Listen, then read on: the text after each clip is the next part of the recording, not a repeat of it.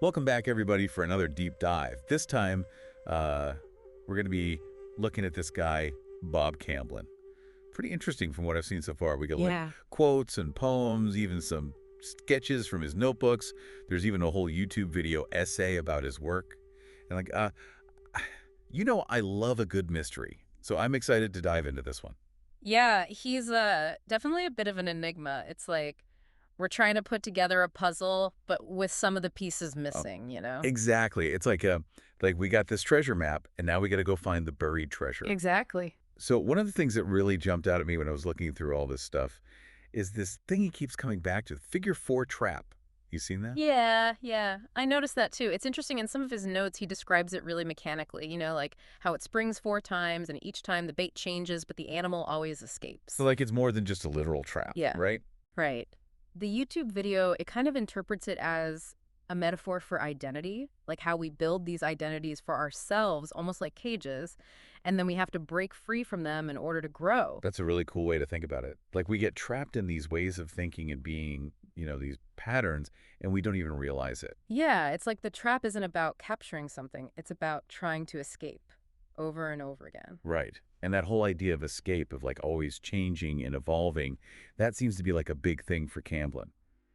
There's this urgency in some of his quotes. Like he's talking about the world changing so fast. He says, the gate stays open, the fence is broken, like the boundaries are always shifting, and we got to be ready to adapt. Yeah, that's a good point. It's like he's saying we can't hold on to the old ways, we got to be willing to let go. What's interesting is that even when he's talking about these broken structures, there's often a sense of peace. Yeah. Like in that line, six starlings sitting among broken branches, or what was the other one? Something about clouds circling a tower. Oh, yeah. He says every day the clouds circle our tower as if we again were the intruders. Yes, exactly. It's like he's not sad about things being broken. He's actually finding beauty in it. Yeah. It's like he's saying that nature just keeps going no matter what we do. Those clouds, those starlings, they don't care about our fences and towers. It really makes you think, huh, like, are we the ones trapped? Or are we the ones building the traps? That's a deep question. And that brings me to something else I wanted to talk about, which is Camblin's views on art itself. He talks about art as a way of knowing, not just learning. Right, like it's not just about information, it's about experience. Exactly. He seems to be really into intuition and the stuff that can't be put into words. He wants us to feel it, not just think about it. Yeah, he actually says art is not just images. Art for art's sake has become art for life's sake. Wow. So it's like art is necessary, it's not just like a luxury or something. Yeah, I think that's what he's getting at. It's essential to who we are. It's almost spiritual, isn't it? Like art can connect us to something bigger than ourselves. I think so, yeah. It can definitely be a very powerful experience. Totally. And then on the other hand, there's also this playful side to his work. Like he's really interested in illusion and trickery. The book review actually talks about vanishing acts and sleight of hand, like it's some kind of magic show. Yeah, it's like he's playing with our perceptions, making us question what we see. Like in that quote where he says, fool the eye, fool the mind. Oh. I love that one. But then he follows that with, mirrors are not magic, they just seem to be. Everyone is a mirror, and that is magic.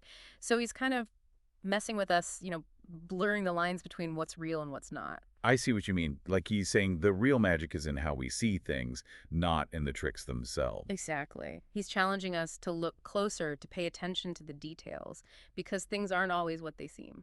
He wants us to really think about what we're seeing and why we see it that way. Yeah, he's definitely not afraid to make us uncomfortable. And I think that's a good thing. Art should challenge us, make us question our assumptions. It shouldn't just be something pretty to look at. I agree. It should make us think, make us feel, make us see the world in a new way. And I think Camblin's work definitely does that. Absolutely. It's not about finding all the answers. It's about enjoying the process of exploration. It's about embracing the unknown. And I think that's a really important message, especially in today's world. Yeah, we could all use a little more of that, right? For sure. So yeah, I'm really excited to dive deeper into Camblin's work and see what else we can uncover. Me too.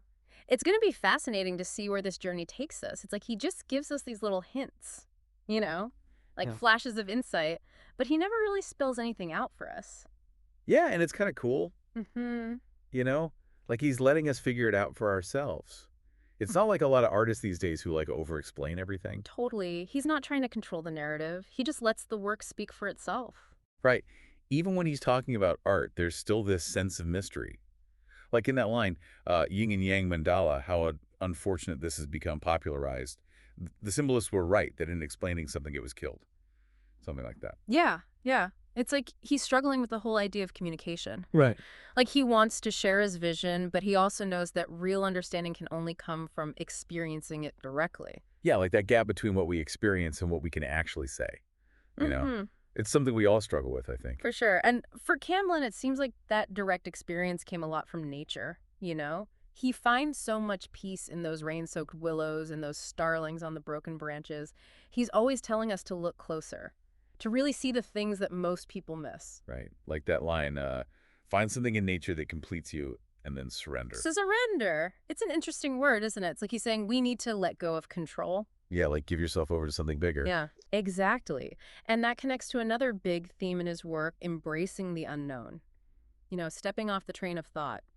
He talks about finding the power that is no power, doing the work that is not work.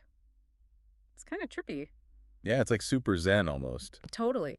He's saying that when we let go of trying to control everything, when we surrender to the mystery, that's when something new can emerge. Right. Like those moments when you're totally stuck on a problem and then you finally just let it go and boom, the answer just comes to you. Exactly. It's Yeah. like stepping back, creating space for something new to happen. It's like that quote, the painted eye sees more than mine and God damn it, I see nothing yet. Like he's admitting that he doesn't have all the answers, Yeah. you know? There's still so much more to learn. Yeah, he's humble about it, you know? Like he's acknowledging the vastness of it all. And it reminds me of that other quote too, when Zen monks say that we are always the Buddha, but we keep forgetting it most of the time.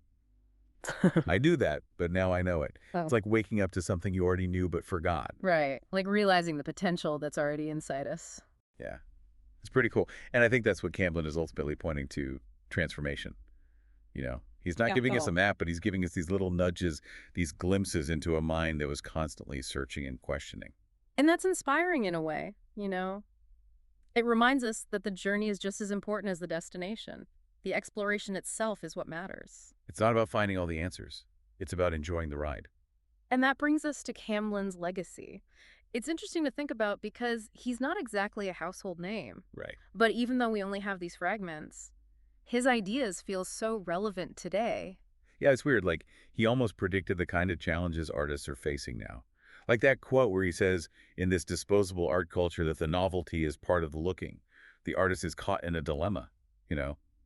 He knew that fame is fleeting and trends come and go. Yeah, but he never compromised his vision. He stayed true to himself, even if it meant being outside the mainstream. That's a powerful message, Yeah, especially in a world that's always telling us to fit in. totally. Camblin reminds us that real creativity comes from embracing what makes us different. Right. He understood that art can transcend time and place, that it can tap into something universal about being human. Like that quote, the light is all you need. The end is to evolve by doing the best you can. So simple, but so powerful. I love that one too. It's a message of hope. You know, like even when things are tough, we can still strive for something better. And that's so important today, don't you think? With Yeah. all the uncertainty and division in the world. Yeah, absolutely. Yeah. We need those reminders that even small acts of creativity can make a difference. Even just doing your best, you know, that can be enough to make the world a little bit more beautiful, a little bit more meaningful. There's this underlying sense of hope in his work. Even when he's dealing with difficult stuff, you can feel this belief in the power of art to heal and to connect, to show us things we wouldn't normally see. And that's a pretty amazing legacy to leave behind. It really is. Yeah. It makes this whole deep dive even more interesting. You Yeah. know, we're left with a sense of wonder, like wanting to know more, but also realizing that the mystery is part of what makes it so cool. It does, doesn't it? Like we've barely scratched the surface here. We could go on and on about every little detail, but in the end, it's really up to us, you know, to find our own meaning in all of this. Yeah, he's given us the pieces, the clues, but we have to put them together ourselves. It's like he's giving us the ingredients, but we have to make the meal. Exactly. And I think that's what makes art so cool, you know? It's not just about sitting back and watching. It's about participating. It's like a conversation or a dance. It's an invitation to explore and discover something new about yourself along the way. Right. And speaking of invitations, there's this one quote that really stood out to me. It's like he's talking directly to the listener. It says, See the universe as finite and steady state, or more the same in a higher order, or all at once. Solipsists aren't crazy. They just misunderstand. Wow. It's like a challenge, Well, to think outside the box. it's so Camblin, right? He's not giving us the answers, he's making us ask the questions. Yeah, and it can be kind of mind-blowing. But it's also exciting, right? To like push the boundaries of how we see the world. Absolutely. It's a reminder that we can always learn more, discover more, create more. And for me, that's like the biggest takeaway from this whole deep dive into Bob Camblin. It's about being curious and open to new ideas Hmm. and believing that art can change us and change the world. Beautifully said. And you know what's cool is that everyone's going to have a different interpretation of his work. What speaks to you might be totally different from what speaks to me. Exactly. That's the beauty of it. It's an ongoing conversation. Yeah, it doesn't end here. So to everyone listening out there, we want to know what you think. What parts really resonated with you? What questions are you still thinking about? How has this changed the way you see things? Thanks for joining us on this journey into the world of Bob Camblin. Keep exploring, keep questioning, and keep creating. We'll see you next time.